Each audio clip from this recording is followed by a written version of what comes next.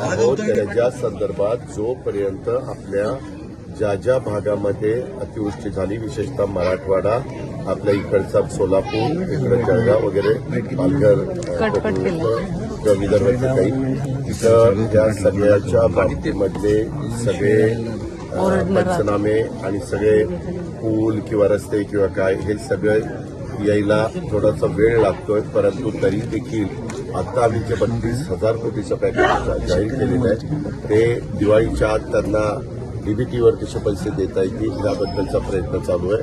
आणि काल chief secretary पण आमच्याबरोबर होते की तुम्ही सगळ्या कलेक्टरांशी बोलून ताबडतोब ते सगळा जी काही माहिती आहे ती गोळा करा. कारण एकदा तुम्ही प्रस्ताव पाठवला, परत दुसरा प्रस्ताव तुम्हाला पाठवता येईल नाही आमचा पाठीमागे जे पाठवलं त्याच्यात ही चूक राहिली त्याच्यावर थोडासा विलंब लागतो. पण तुम्ही पाहिलं असेल तिथं अमितभाई पण म्हणाले की तुम्हाला मी मदत करीन.